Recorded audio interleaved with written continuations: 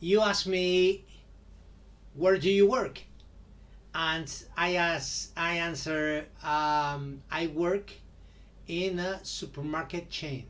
And you say, so you work in a supermarket? No, I don't work in a supermarket. I work in a supermarket chain. That means that it's a chain of supermarkets, right? So it's a company that has different supermarkets. And maybe I am not working in a supermarket, I'm working in the office, right?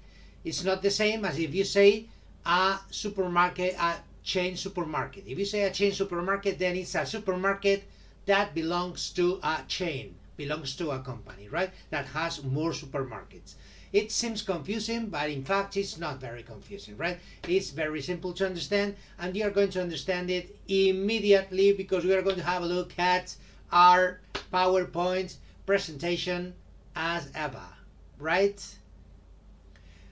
But before going, let me remind you as ever about how important your likes, your suggestions, your comments are for this big family in the channel to exchange practice, to exchange experiences, and to enjoy at the utmost, enjoy ourselves at the utmost, right?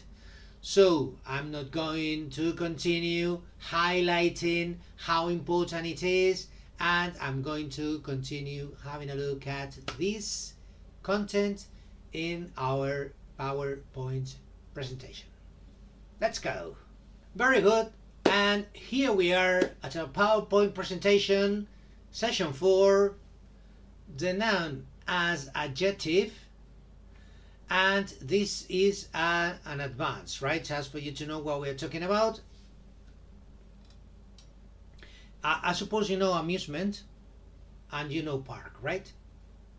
We can say a park for amusement, but we can make it shorter simply using the word amusement, which is a noun, right? We can use it as an adjective, placing it before the real noun, which is park. Remember that in English, when we use an adjective, the adjective is almost always before the noun, right? Most times before the noun. So if I am using a noun that is working as an adjective, the logical thing is to use it before, right? That's why I'm saying the amusement park, right? By the way, I forgot to tell you that today we are broadcasting from, yeah, you guessed it, we are broadcasting from London. You can see here at the end the Big Ben, right at the bottom behind me. All right, so let's go. The office structure. We are going to have first of all we are going to have the practice with the office structure and the apostrophe s, as I told you last week, right? I gave you the exercise. I suppose you have done it, right? And now we are going to correct it. The distance of my house to the parking lot is very short. In this case, we are talking about those objects. Two objects, right? That's why I'm using of. My sister and daughter's room is the largest at home. In this case, I'm talking about I'm talking about a room that belongs to both, to my sister and my daughter, because both of them sleep in the same room, right? Very good. That's why I'm using only an apostrophe s at the end of both names. Sorry, both nouns. I go to my mom's once a week, meaning I go to my mom's house, but you don't need to say the word house as we saw last week, right? My company's president's and manager's office are the same size. In this case, we are using double genitive, right? We are talking about the company's presidents, which is the president of the company, and we are also talking about the company's managers, which is the managers, manager of the company, right? And then we are talking about their offices. Their offices. are the same. So the office of the president and the office of the manager. This is not very frequent, no, but as you can see, sometimes you can have 3 consecutive apostrophe s, right? Tom is a colleague of my mom's, meaning that Tom is one of my mom's colleagues. But instead of saying one of my mom's colleagues, you say is a colleague of my mom's, which is the same thing, right? We saw the Catholic monarch's crowns in the museum. The Catholic monarchs, you can do this, right? No problem. When the noun is ending in s or it's plural, you can write apostrophe s, but it's not very advisable. Why not? Because it's very difficult to pronounce, right? For this reason, as I've already told you, or told you last week, right, we prefer to use just the apostrophe s without any other s, right? Just the apostrophe s after the s of the noun, in this case the plural s. Whose bowl is this? It is our dog's bowl. You can also say it is our dog's, or simply it is his bowl, right? Well, this is a reminder as ever about agendaweb.org, Mansion Inglés, and webreference.com. And now we are going to get into the subject of nouns as adjectives. For example, you can say a racket to play tennis, but that's very long. So you can use the word the word tennis as a noun and place it before rackets, as you can see here, and you say a tennis racket, which is the same as saying a racket to play tennis. For example, a stone roof. A stone roof is a roof made of stone. But instead of saying that long phrase, you can simply use the word stone, which is a noun, right, before the main noun, which is roof, and you make a kind of adjective here, a stone roof. A diamond ring. A diamond ring is a ring which is made of diamonds, right?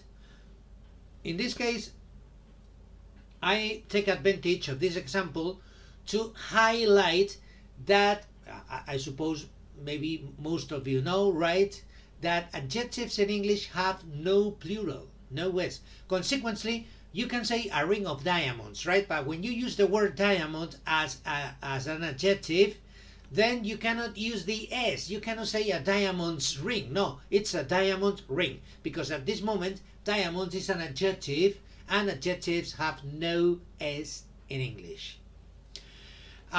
In brackets you can read narrow meaning or connection. What does this mean? This means that when both objects have a deep, narrow relationship between them, then you can use one of the nouns as an adjective before the main noun, right? But what happens when they don't have a special relationship? Well, you can say it here, a ring of roses, right? The ring doesn't have a special relationship with roses. That's why saying a rose ring doesn't make any sense, right? Exactly the same as when you say a traffic sign. Why? Because the sign is directly related with traffic. Signs are directly related with traffic, right? In this case, you can say a traffic sign, and it's not normal to say a sign of traffic, right?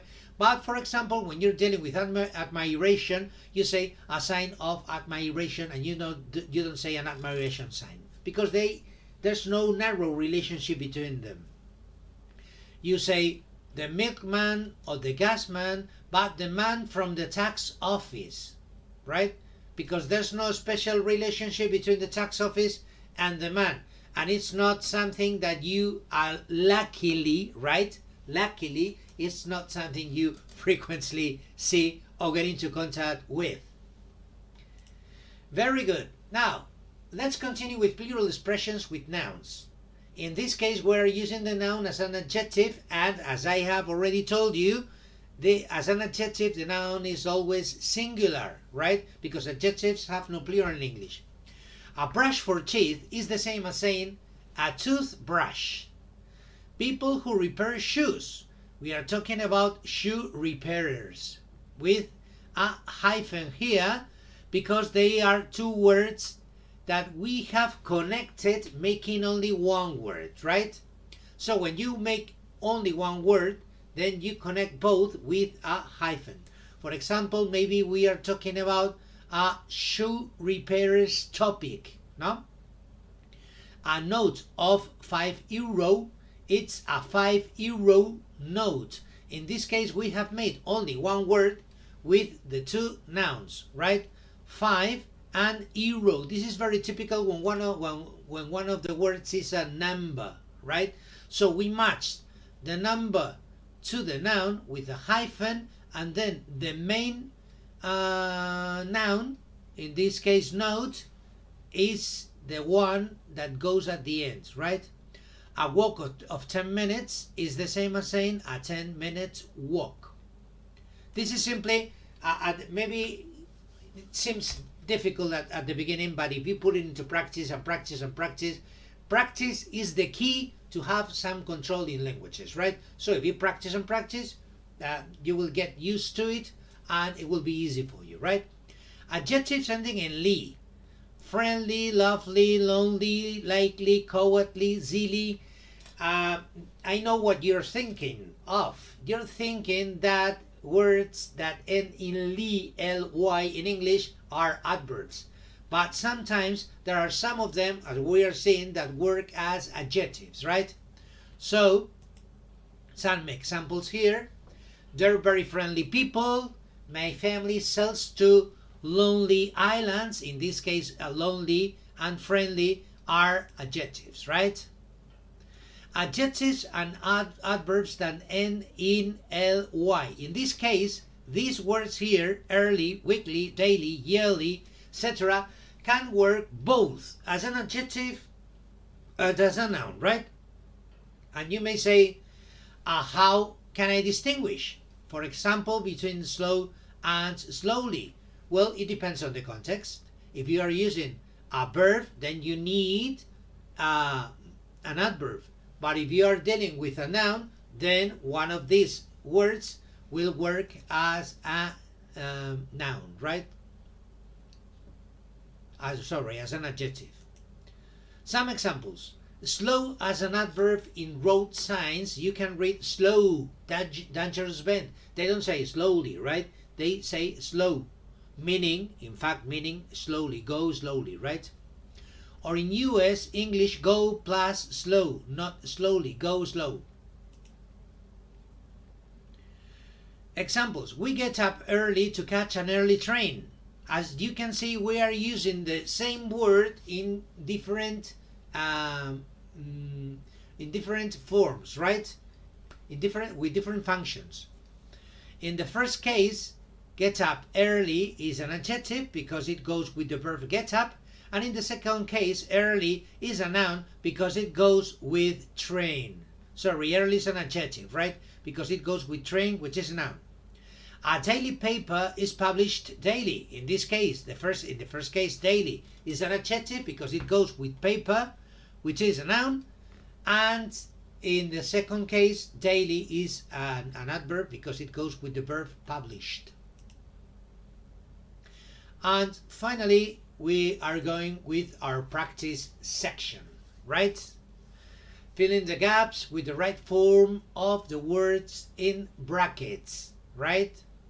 So you have to find out if you use it as an adjective or as a noun, right? The words in brackets, some of them will be nouns working as adjectives, and some other times will be simply nouns. You have to find out what is the noun working as an adjective and what is the authentic or real noun in the sentence. And if it's a noun with a number, you know, because we have seen it, that we connect the number to the noun with a hyphen, right?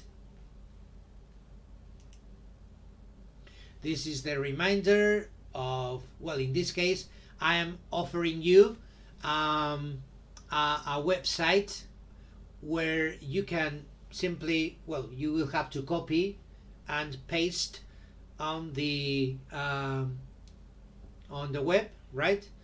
In order to get to the website and find the exercise that is over there, do it, solve it, and correct it yourself, because you also have the key, right? And mentionenglish.com as a reminder, and also wordreference.com, reminding you about how to use this very good dictionary online. And finally, as ever, if you like this channel, sign up, right? If you have enjoyed, if you have learned, if you think it's good for you, sign up and become part of this big family and share your experiences with the rest of the members of the channel. Thank you very much for your attention. Enjoy your week, enjoy your weekend, and see you next week. Bye bye.